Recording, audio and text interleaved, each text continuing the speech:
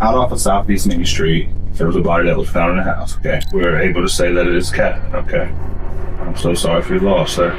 This is 28-year-old John Blauvelt, learning that his missing wife was discovered in an abandoned house, brutally murdered, surrounded by satanic markings. However, John had a disturbing secret he couldn't tell the interviewer that day. Down. If I wipe her down. Using his military experience, he carried out a near-perfect murder that kept detectives one step behind for years. And by the time investigators began to narrow in on him, John was already long gone, living in a new state, in a new house, running away with his 17-year-old girlfriend, and seemingly getting away for good. This defies any kind of logic that I have experienced in my 62 years on this earth. We know more than you think we do. What if I told you that your cell phone did ping somewhere other than where you say you were?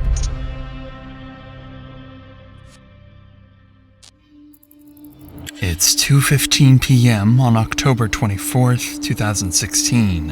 22-year-old Katie Blauvelt is captured on CCTV inside her workplace. Her shift is soon coming to an end, and she's planning to meet her mother at 3 p.m. that same day. She leaves, calls her mother, and takes a selfie, unaware it's the last photo she ever takes. Not long after, her phone pings a location for the last time, and Katie disappears without a trace. 5 hours passed by. It's now 7 p.m., and Katie never arrived for dinner with her mother. Worried, the mother and other family members try calling her multiple times, but her phone has no signal. At 7:48 p.m., Katie's mother reports her missing. Officers, friends, and family mobilize to look for her, and the search officially begins. But this left detectives with a critical 5-hour gap in the timeline, one they would spend months trying to piece together. 10 hours would go past without any clues about Katie's whereabouts. Then, at 12:33 a.m., the police receive an unexpected call. One of Katie's friends is on the line, claiming he's just found her body, dead, inside an abandoned house deep in a nearby forest. Simpsonville 911, what's the location of your emergency? I'm in that Discover Church across from it, in the woods.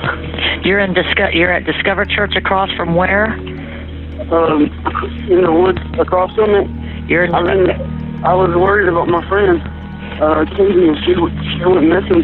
She's been missing for a while now, and we came in this house that we used to hang out in, and she's in there.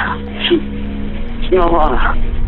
Quickly, medics and police rush to the address of an abandoned house deep in the woods. Upon arriving at the scene, officers notice multiple graffiti markings, including apparent satanic symbols. Soon after, they identify the caller as Wayne Roper, a friend of Katie who leads them into the basement of the abandoned house. There, officers find a large concrete box sealed with plywood. When they remove the cover, they're met with a horrifying sight. Katie's body lies inside, with a knife pierced through her neck and 16 stab wounds across her body. The lack of struggle and the state of her clothing, with her shirt pulled up and her lower clothes missing, suggested a sexually motivated killing. All of these details point detectives straight to Wayne as their first potential suspect. But what they don't realize is that this is exactly what the killer wants them to think. Every detail of the scene has been arranged to send them chasing the wrong lead.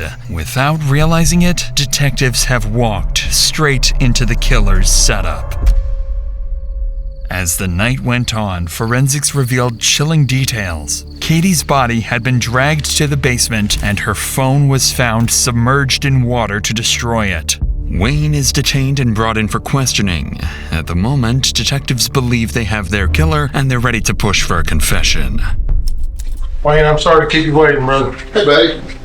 What's your name, pal? Franklin Wayne Roper. I'm sorry? Franklin Wayne Roper. Franklin or Wayne? Think about reading. At this point, Wayne believes he's been brought in to be questioned as a witness after the heartbreaking discovery, unaware that detectives are already convinced about his involvement in the murder and any statement he makes might be used against him. I think you know why you're here, right? Yeah. Okay. Tell me how did you meet Katie? Just from the time you met her, kind of what your relationship was, and leading up until 11:30 or so last night, okay? I first met her, we were friends at first, and then we dated for like a month or so, and then that's whenever I moved to Liberty with my dad, and we stayed in contact for a little bit, and then once I left my dad's and went to North Carolina, we lost contact. Detectives begin the interview by learning that Wayne and Katie were once together, but quickly, Wayne reveals something that would immediately put suspicion onto his name. Maybe a year later, that Katie got married to John Blauvelt, and then one night she came and hung out with us with John. It was the first time I've seen her since I moved, and since then, John offered me to move in with them as a roommate, and $200 a month. And I took it up. It was a good deal. So you live with her and her husband? Yeah, That's weird. It was. When was this? Do you remember when this was? When I lived with them, it was before June this year.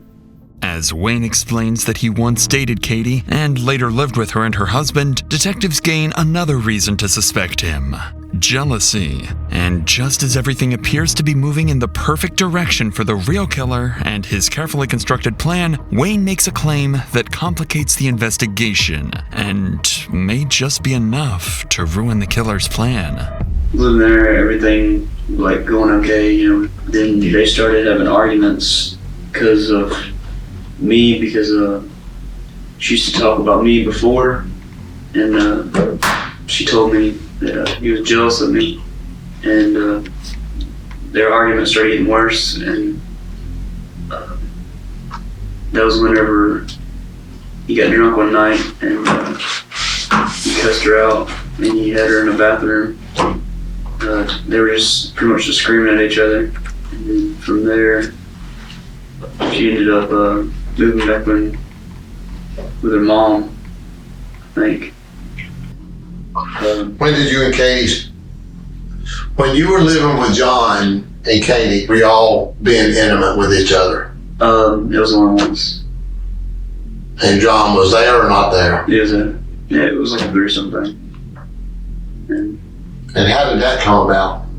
I was drunk and he was drunk, and so I did it. Like after that, he changed. If true, Wayne's claims about John's violent behavior could shift suspicion towards him. But despite Wayne's accusations, something still doesn't add up. His story, with its inconsistencies and gaps, keeps raising suspicions. Because prior to this interrogation, detectives learned that on the day of Katie's death, Wayne arrived late to work, and he admits to walking near the abandoned house around the time Katie disappeared. More importantly, while at work, Wayne was aware that Katie might be inside that very house. Yet despite that suspicion, he never alerted authorities. Instead, he waited until the end of the day, went there himself, and only then called the police. All of this places Wayne squarely in the crosshairs of investigators, and unknowingly pushes them further into the real killer's trap. Because in the next few minutes, the interview will take a terrifying turn as detectives unknowingly edge closer to forcing an innocent man into confession to a brutal murder that he never committed. But before we get to that, recently I'd been dealing with these headaches for 3 weeks straight, and I kept pushing off seeing a doctor because I've always struggled to find one that works for me and my insurance. That's where I used ZocDoc, the sponsor of today's video. ZocDoc is a free website where you can search and compare high-quality quality in-network doctors, and ZocDoc isn't just for one type of care. ZocDoc has over 150,000 providers across nearly every specialty, from primary care to dental, eye care, urgent care, mental health, and more. It's basically a one-stop shop for your healthcare needs, and it's completely free to use. When you found the doctor you need, you can see their actual appointment openings. Plus, ZocDoc helps you get appointments fast, typically within just 24 to 72 hours of booking, and you can even score same-day appointments. No need to call doctor's offices and wait on hold either. So if there's something you've been ignoring, make it easier on yourself. Go to ZocDoc.com/DrInsanity. That's ZocDoc.com/DrInsanity, or click the link in the description to find and instantly book a top-rated in-network doctor today. With that said, let's get back to Wayne's interview, where detectives are on the verge of pushing an innocent man into a murder confession. Why didn't you call the police? I didn't think of it at the time. I didn't. Did you know she was dead? No. Why would you think the best idea is for you to walk into what turns out to be her final resting place, where somebody murdered her and dumped her down there like a piece of trash? You know why you didn't look in the bathroom? We glanced in there with the flashlight. Like, if you're standing at the door of it, you can see in there. You can't see in the tub. I'm telling you, I was up there in the day. Because she wasn't in the tub. This defies any kind of logic that I have experienced in my 62 years on this earth. You look like you're gonna pass out. This is too much. I bet it is. Get it off of you then. I'm sure it is. All you gotta do is lay it down. You lay the burden down, that's the only way you'll be forgiven. You gotta say, I messed up. Help me. That's what you gotta say. And I'll do it. But I'm not gonna do it on credit. Detectives remained suspicious of Wayne, but with him sticking to his story and no hard evidence, they couldn't yet arrest him. Instead, they collected his DNA sample to compare with the DNA found underneath Katie's fingernails. But that's when, just a few hours after Wayne's interview, as police search the area around the abandoned house, they stumble upon Katie's car, only a few miles from the crime scene, left abandoned in a nearby parking lot. It looked as if she had left in a hurry, but the reason her car ended up there would remain one of the biggest mysteries for the following months.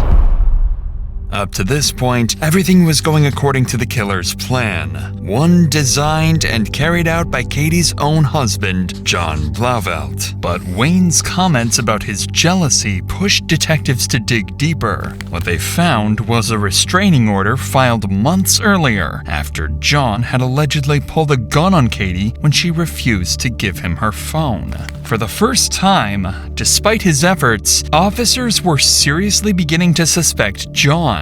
So the next day, on October 26th, detectives approach him at his office on the military base where he works. Their goal is simple: hear his side of the story, verify his alibi for the day Katie died, and see how he reacts under pressure. For most perpetrators, this would be the moment everything starts to fall apart. But John isn't like the rest. He would play it perfectly. Alright, well, they're out off of Southeast Main Street.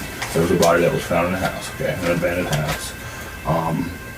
And at this point, we're able to say that it is Captain, okay? I'm so sorry for your loss, sir. At this time, we are investigating, and we would investigate every death the same way. We start with homicide and work our way from there, okay? What the restraining order deal? What's the deal with that? That's because a charge back that I got back in February, domestic violence first degree. Do you know if she had any issues with anybody? Anybody that wouldn't hurt her or anything like that? No, and I know that she's been dating around, and you know, it's whatever, because I've been too. But Notice how John intentionally directs detectives towards the fact that Katie is dating around. Him pointing this out isn't a coincidence. It's a strategy. By controlling the narrative this early, John is quietly planting a story that will protect him later. Did you work this Monday? Mm-hmm. What time did you get off Monday? Like 2:30ish, I don't know. Did you stop anywhere on the way home? Mm-hmm. Let me ask you this: why were you looking for Katie? For Cheyenne. Detroit right now, and I'm just trying to help her out. Who do you know that would want to do harm to her? Not nobody. Do you know there's a guy that used to live with you, redheaded fella? Redhead? Yeah. Wayne?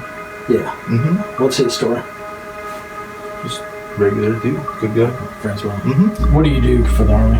Well, right now I just sit in this office, small office right now. Because of the civil investigation, all of my recruiting duties have been suspended. Are you familiar with this abandoned house? Yeah. Okay. That's the spot. What's the spot? Hangout spot. Am I being charged with a crime? Because he's recording me, and I'm not comfortable with that. No. And if I am, I'd like to contact a lawyer. Because this is uncomfortable. Okay. You're not being charged, okay, with a crime right now.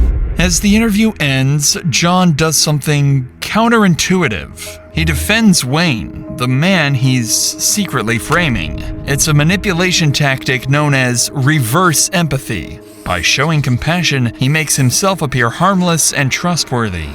John's first interrogation had gone almost perfectly, leaving detectives with little they could use against him. Still, they couldn't shake the feeling that something was off. With no evidence to hold him, he was let go, and officers would turn to those closest to John and Katie, their friends and family, unaware that John had already influenced them.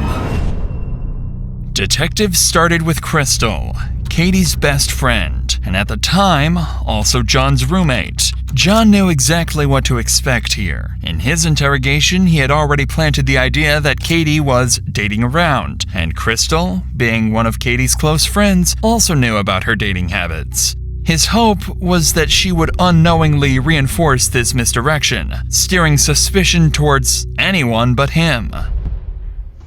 Alright, October 28th, 2016, 4:47 p.m., Simpsonville Police Department. Like I said, all I ask is that you don't tell John you're up here, and he's not the only suspect. You know, there's other people we're talking to and questioning. So, has he made any statements about, if I go to jail for Katie's murder? He's just, he said that, it sucks for him because he feels like he's gonna get in trouble for it, but he's like, I didn't do this, I'm tired of people coming after me. Right. See, me and John actually really do get along. You know what I'm saying? I'm not gonna lie about him at all. I'm gonna tell you the straight up truth. If he's acting weird, I'm gonna tell you, but it wasn't. I was thinking last night about it, I really was. Just maybe a split second thought that it could have been John. But ever since Katie's gone missing, he's made sure that there was more than one person around him. At the time that Katie died at 8 o'clock at night, all three of us were sitting in the living room. From 5 o'clock when he came back home till me and my boyfriend left for work the next morning, he was there. Notice how Crystal mentions that John got home at 5 p.m. and stayed there the entire evening until morning. It's a detail that would later turn out to be part of John's manipulation. So, if you had to take a guess at who killed her, what would you say? I don't know because I heard a lot of things, and I know she had a Tinder, and I know that she was dating a lot of people. From, Cheyenne telling me that she took a lot of people down in the house. I didn't even know the house existed. What were John's feelings or thoughts toward Katie to you? I know that he loved her. I know that he still does. He's mad because of what Katie is accusing. He held the gun up to my head and stuff like that. And just by the way she was talking, I knew she was lying. Because that's what she did. Me and her used to get each other in trouble all the time in high school. That's what she would do. She would lie, Alright. I think we're done. Anything? Just as John hoped, Crystal's account added fuel to the idea he had planted. By emphasizing Katie's dating life, she unknowingly fed into John's narrative, suggesting the threat may have come from someone she was seeing, maybe even Wayne. Next came Catherine, John's ex-wife and the mother of his child. He had already made sure she wouldn't say too much. Fear, and their shared child, would be enough to keep her quiet. This is Investigator Hawkins. Hey, how are you? Nice to meet you. With you being married to him for 7 years, with the drinking, greed, and sober, has there been any violence between the two of you? Okay. I mean, I'm not here to go and arrest him for something that happened, I know. 10 years ago or anything like that. But I just don't want to go into anything that had to do with us, because that doesn't have anything to do with what happened between him and Katie. I mean, it's not that you're incriminating yourself. He's a good guy. I mean, I'm alive, bad joke, but I would assume I wouldn't be if he was that crazy. Well, you never know. It only takes one time for somebody to snap. No, but he's never snapped with me for some reason. Plus, you two have a kid together, so Yeah, there's that, maybe but... that has something to do with it. Mm-hmm. All right, I'll give you a business card with my phone number on there. Yeah. All right, thank you very much for coming up here. I appreciate it. Catherine's silence kept John safe for now, but the final interview with Katie's niece, Cheyenne, would not go according to John's plan. Unlike Crystal or Catherine, she wouldn't protect him. Instead, she would point suspicion directly at John and reveal a motive that would tie everything together. For the first time, his carefully built plan would start to fall apart. Alrighty. Your name is Cheyenne Paxton, is that correct? Yes, sir. Okay. It is Thursday, October 27th at 8:52 a.m.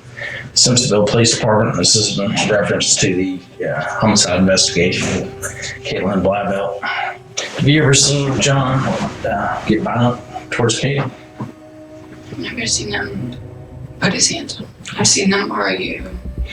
Would Katie have gone over to his house on her own? Within the last 3 weeks to a month, like I know. So if he says he hasn't seen her since July. July. Yeah, no, he's seen her.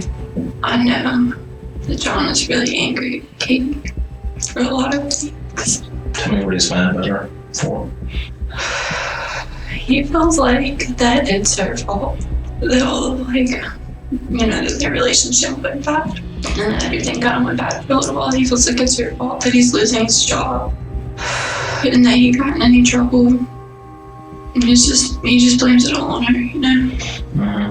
And I don't know if this matters or not, but I know he has like a $150,000 life insurance policy on her too. All right.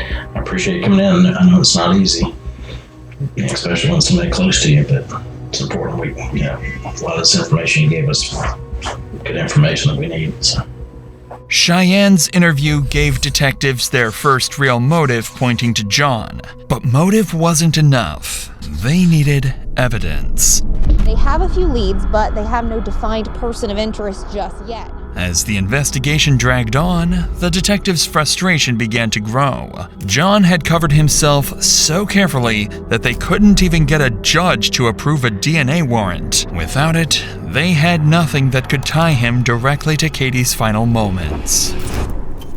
It's now been 4 days since Katie was killed, and detectives didn't have any solid evidence. They knew John was smart, but so were they. Out of options and patience, they began planning something different.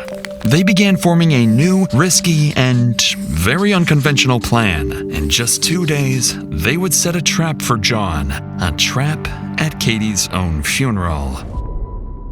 In the days leading up to the funeral, detectives stayed ready. While they waited, Katie's family mourned and tried to make sense of what happened. 22-year-old Katie had spent the past year working at PetSmart, surrounded by animals she was saving and taking care of. She was easygoing and warm, quick to make friends, and close with her family. But her peaceful life from just days earlier would make what was about to come only more unsettling.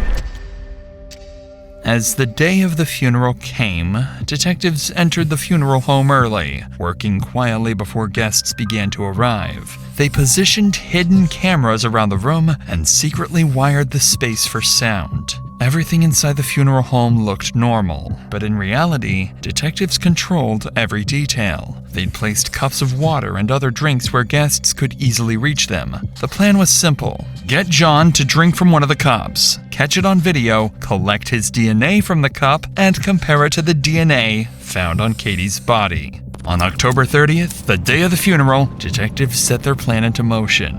But what their cameras are about to capture goes far beyond anything they expect.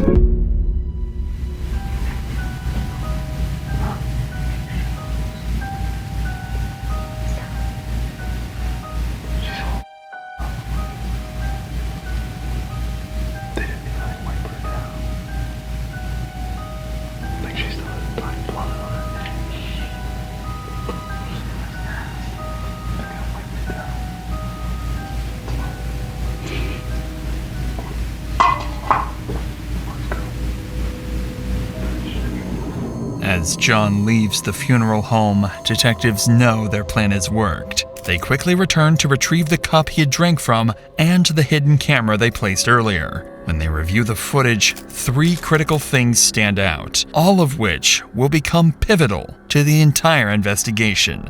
The first is exactly what they were hoping for. John drinks from one of the cups and leaves it behind, giving detectives the evidence they need to collect his DNA without a warrant and compare it to the samples found on Katie. The second detail is something they never expected. The footage captures John walking up to the casket, taking pictures of Katie's body while making unsettling comments. And the third, perhaps most unsettling of all, is that John isn't alone. Standing beside him is an unidentified young woman who quietly tells him to stop taking pictures, then giggles moments later. Her behavior immediately drew attention, and detectives decided to collect her cup as well for DNA testing. And when they began digging into her identity, they discovered the woman was 17-year-old Hannah Thompson, a friend, and more recently, John's new roommate. They also learned that she had once been close friends with Katie.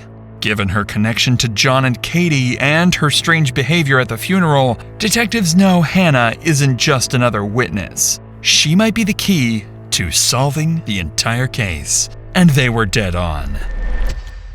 At this point, detectives have interviewed Wayne, John, and people from both John and Katie's circle. They also collected crucial evidence and leads, and now believe that Hannah, the 17-year-old who lived with John, could be the key to uncovering the truth about Katie's murder. The next day, on October 31st, a week after Katie's death, detectives approach Hannah and bring her in for interrogation. If anyone knows what really happened, it's her.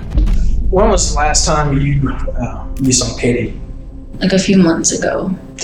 What was your feelings towards her? I mean, I've always seen her as like a friend because like I lived with her for a little bit. Right. So is it fair to say you were on good terms with her when she was killed? Mm-hmm. Okay. Did you end up going to her visitation Saturday?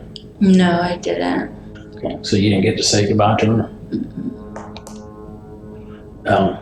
I know John, I think, went there Sunday, right? Mm-hmm. Okay. You didn't get to go with him? I went with him, yeah. I didn't go Saturday though because her family doesn't really like me because of her niece Cheyenne. Yeah. Yeah, we were kind of like off and on friends, and I think she might have said something about me that her family didn't really like me.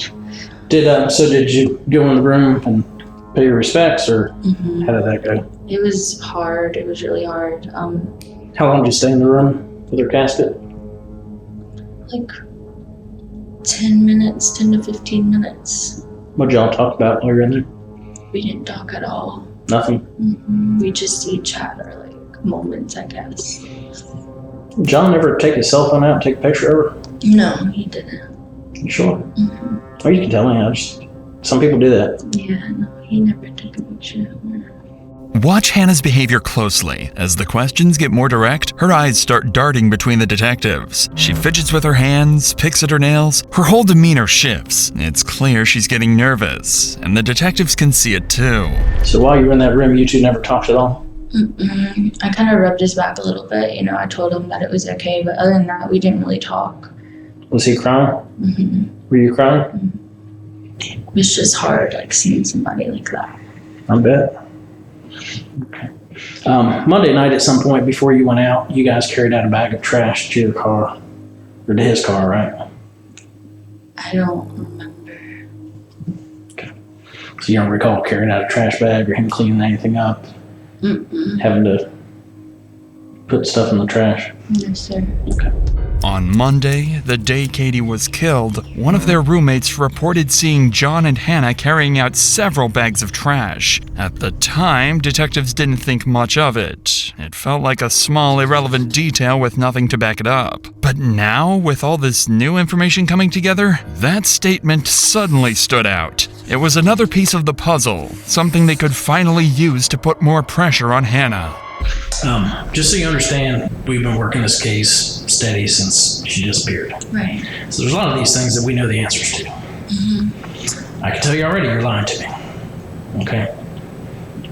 You do not want to get wrapped up in catching the murder charge. I gotta tell you a little something. At the funeral home, we were there. Okay? There was a camera in the room. There was a recorder in the room. We heard everything you guys said. So do you want to go back and rehash that? I don't. It was not easy to see her like that. Is that why there was some giggling and stuff? There's not any giggling. We've been doing this longer than you've been alive.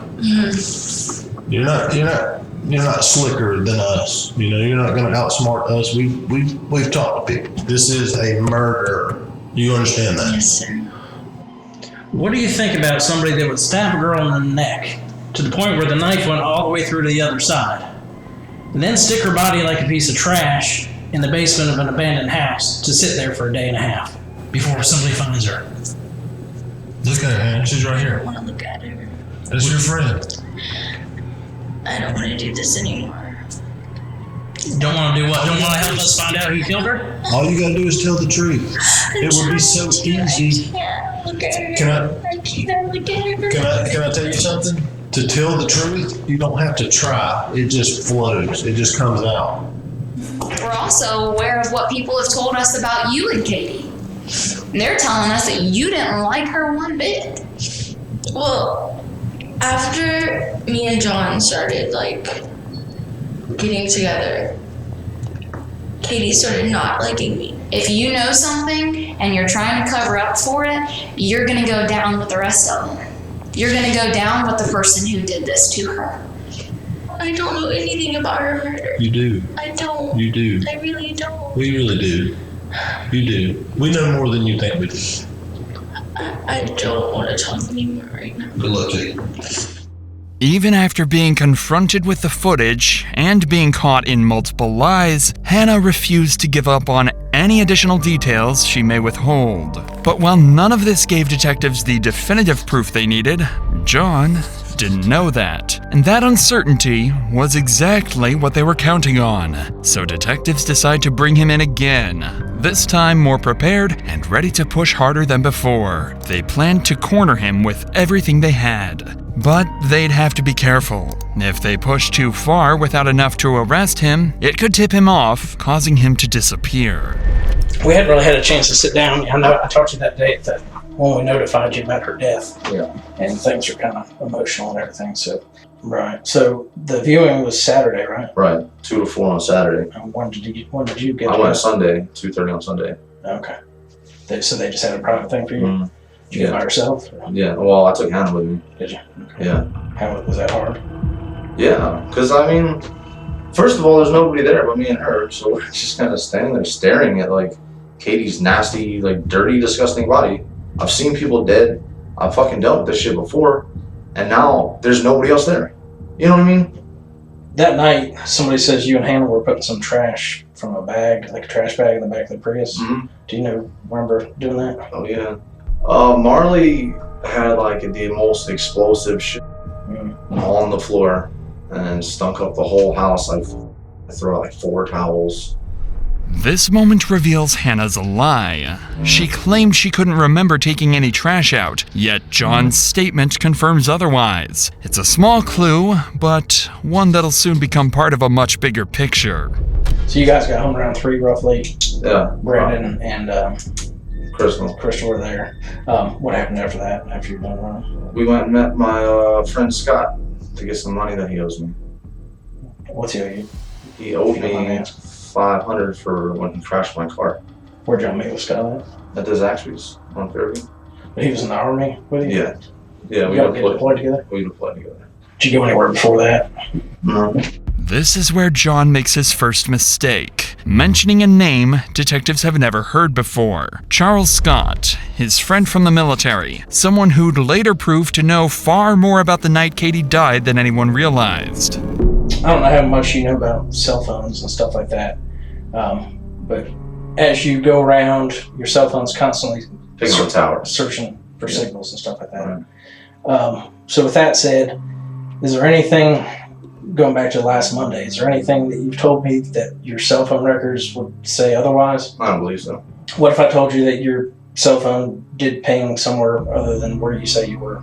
Then I'd also say that her cell phone pinged in West Virginia.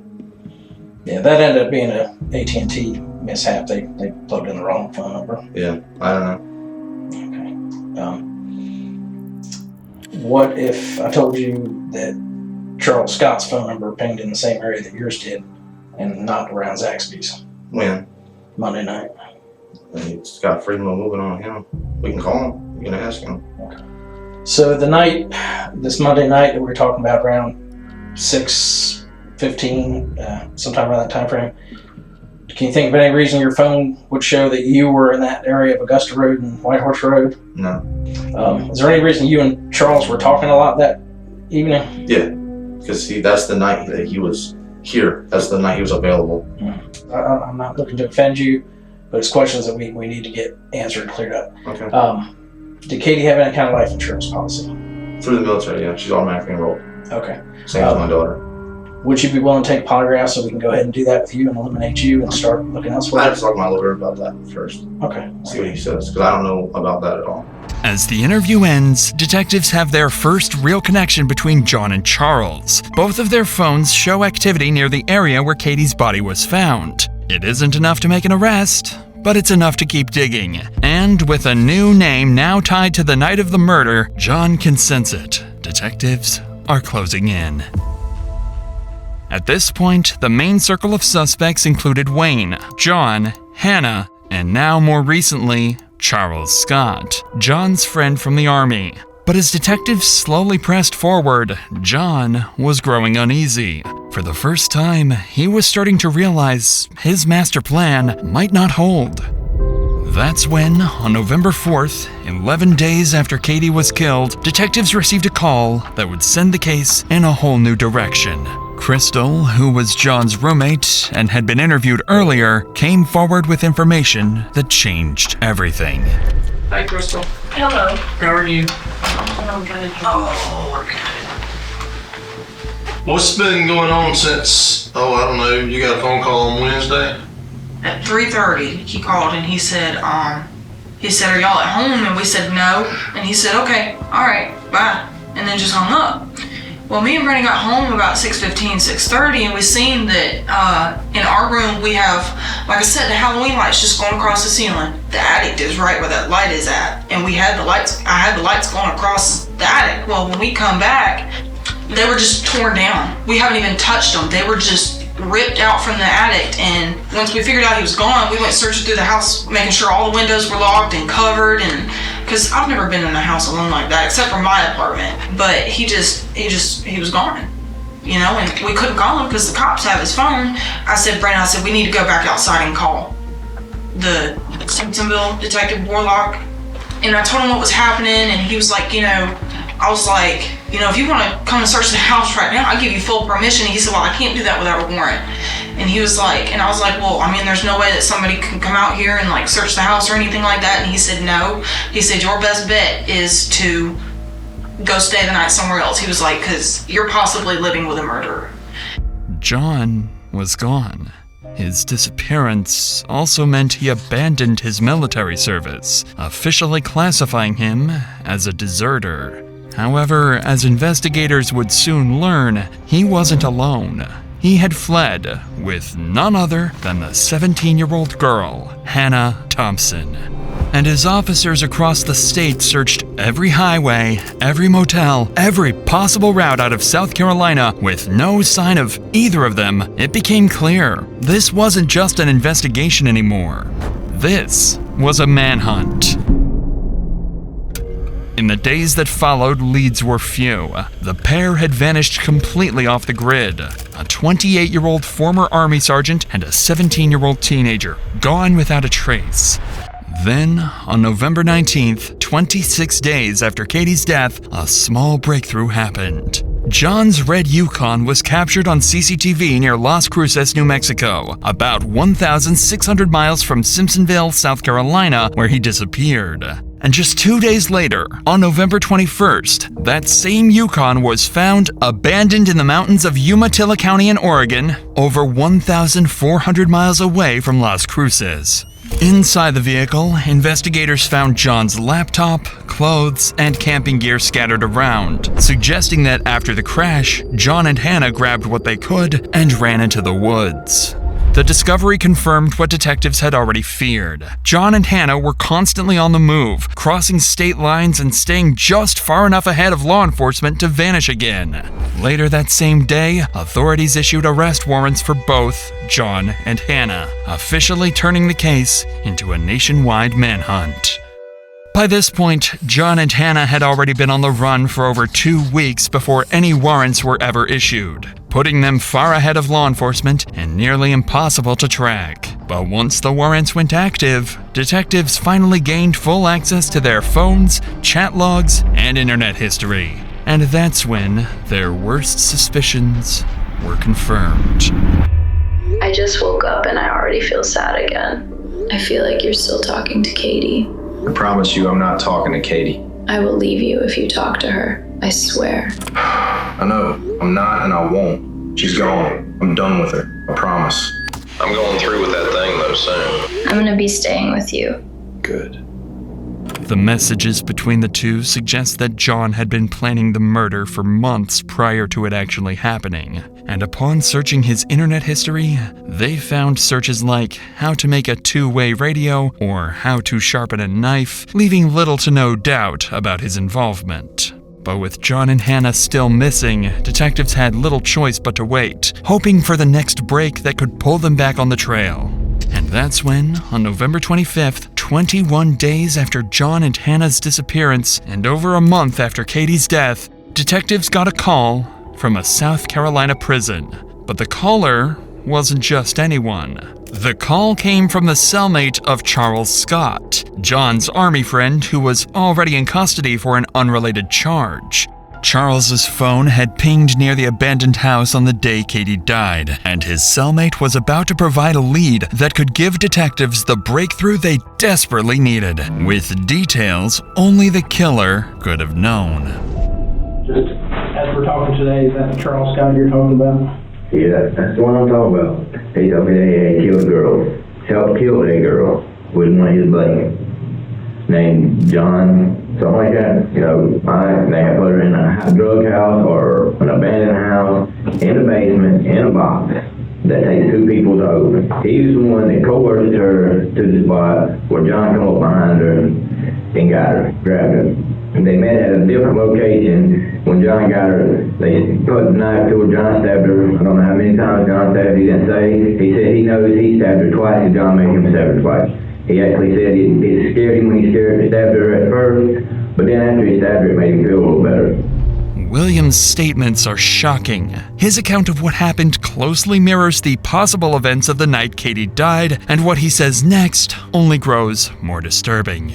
He said, well, this is the second time, but the first time he told me about, you know, how he coerced her to come to the spot, and now they was going to talk about something about John, trying to help John come off of marijuana, and John's on drugs real bad. After John grabbed her, they put her in John's Tahoe, red Tahoe, and took her to the scene.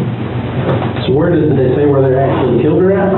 In the back of the Tahoe, on the tarp. I said, look, be honest with me. I said, have they took your DNA? He said, no. I said, well, that's a good thing. I said, your DNA at the crime scene. He said, they had took my DNA, it's not going to be there. All right.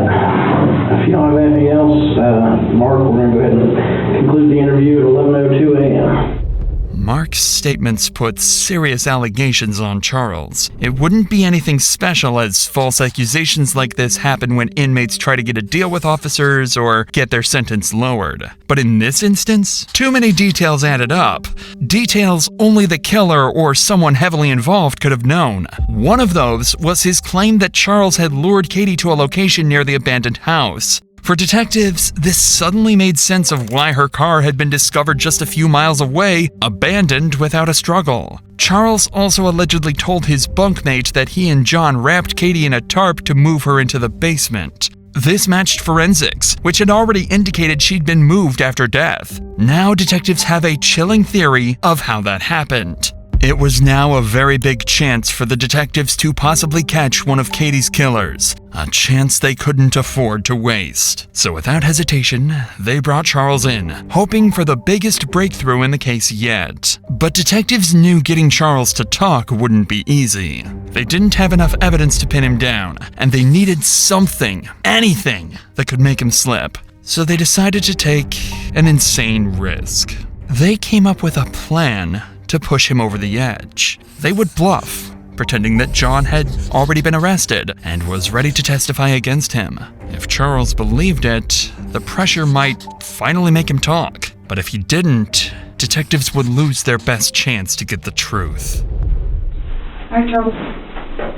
Please take the polygraph test. Let's get away from the polygraph, okay? Because you've been saying that ever since I read the warrant to you, okay? Because it's not looking good for you, okay? I have absolutely nothing to do with that girl's murder. God, please take a polygraph test. God, please take Let me tell you that John was arrested in New Jersey. Okay. And he sang like a bird to those investigators. I don't care what he told you. Well, you should. I was not there. Investigator Manuel told you that John was arrested earlier. Okay. And he's talking. What do you think he's saying? I don't know what he's saying. I don't know, but I know I never seen that girl a day of my life. You were both there, Charles. No, we was not. As soon as the questioning starts, Charles demands a polygraph, and detectives know exactly what that means. Polygraphs aren't reliable, can be manipulated, and their results can't be used in court. It's an easy way out. Simple yes or no questions instead of real confrontation. And before long, his avoidance turns into an act of ignorance. I never seen that girl. But you knew that they were married, and you knew that John had problems. No, I did not know. You told me at the Fountain Police Department that John has talked about how she was fucking his career up. That was a lie. Everybody saying like a bird. I never had no weapon. You will not find no fingerprints or no weapon that I touched. Number one. Why is that? Because I wasn't there. I didn't touch no weapon. I never had no weapon. But he said, I'll never find fingerprints on a weapon that you touched. Yeah. So, I guarantee have you ever told anybody that you're involved in this murder? Do I look stupid? Do I look like I would just go inside of a fucking jail to some guy I don't know and say, hey man, I murdered some girl? You know, it looks like you were remorseful for your actions. Well, let me ask you this. Where's the phone that you had that you communicated with Katie on? Who's Kate? The girl that died? Yeah. I never communicated with her. Where's the phone? What phone? The phone that was used to communicate with the girl the day that she was murdered. Only phone that I had was the one you confiscated and the one in Miss Christie's house. Even after the detectives bluff and revealed the testimony his previous cellmate made about Charles' involvement in the crime, he denied everything. Still, detectives couldn't ignore the phone data placing him near the house or the chilling details from his bunkmate. With no confession, all they could do was wait. Charles's DNA was now added to the samples already being tested against the evidence found beneath Katie's fingernails. And when those results came back, they would finally reveal who was truly involved. Over 2 weeks have now passed since the last lead on the case. With false leads and missing crucial timelines, it was becoming more and more possible that the real killers of Katie would never be found. Until the detectives got a call from Hannah's parents, with information that could soon result in solving the whole case. Hannah had resurfaced, stating she had been abandoned by John and would soon come back to her hometown, so law enforcement would be there, waiting for her. It was now the day when Hannah was supposed to come back to her home. Law enforcement secured all entries to the city, as well as all possible places she could go to. And finally, at 9 a.m., she would be spotted near her family home. From there, she would be instantly detained and taken to the police department for interrogation. For the detectives, it was now or never. That was their biggest chance of finding out what had really happened and who is truly responsible for Katie's death. What was the game plan when you guys left? I don't think we really had one. I guess both of us just kind of panicked, and he decided that he wanted to leave, the state. And we, drove up into the mountains, and he just got the car, stuck in trees, in the mountains. So I was like, what are we gonna do? And he said that we would hike. I kind of, stopped, and I was crying, and I was like, I can't do this anymore. I was like, I need to go home. He started yelling at me and calling me names and saying that if I left, he was gonna kill me. Then, one morning, he had gotten up and left, and then I was just I'm not just gonna sit here. I got up and I went to down the street to a hotel, started crying, and then I sent a message to my mom and dad. Hannah continued describing their time on the run, doing her best to avoid talking about the day of the murder. It went on for nearly 2 hours, and by then, the pressure had clearly worn her down. That's when the detective would start asking her the difficult questions, causing Hannah to break, revealing everything she knows. Let's go back to that Monday, okay? Because we now have conversations between you and him on Wednesday about he's going to meet up with her, he's going to drink some beers with her at this abandoned house. He says he tries to meet up with her, it doesn't work. But then lo and behold, she's found at that abandoned house that he was supposed to go meet up with her at. Meanwhile, he randomly asks you to drop her off on Woodruff Road, or drop him off on Woodruff Road, and doesn't tell you why or anything. Okay? So can you please tell me what the game plan was? What did he tell you he was going to go and do? He told me that he was just going to go talk to her at work. You drove him over there. He kept telling me, every day that, it was my fault, and that he did it for me, and, what did he say he did for you? He said that when we were in Oregon at the casino, he yelled it really loud. He said that he killed her for me. Hannah, was there a plan before this to get rid of Katie? No. Not from you, but did John ever talk to you about getting rid of Katie? Honestly. No. What did he tell you about killing Katie? He just said that it was really funny. He told me that the knife broke. He just said that the handle broke. The knife.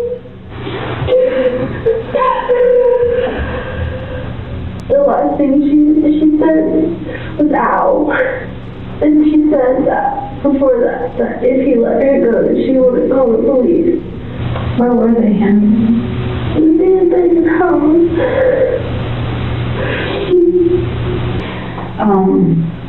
And you don't know exactly where he could be or what he said, right?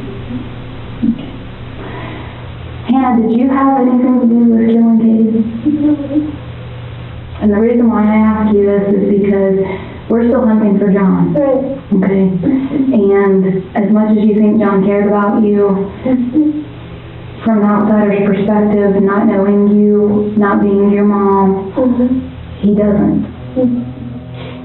Unfortunately, Hannah's statements proved far less helpful in finding John than the detectives initially hoped for. Although she stated that John confessed to killing Katie and provided some new insights, she didn't know much about Charles's involvement. And while she could be arrested, detectives decided she might prove more useful free. After all, they now had her back in the city and under close watch, which seemed like a small success. What they didn't realize, however, was that this was all part of John's plan, planting Hannah back in the city to infiltrate the case and feed him exactly what detectives knew, keeping him one step ahead for years to come. Almost 3 months had passed since Katie's body was found in the basement of the abandoned house, and the killer was still out there.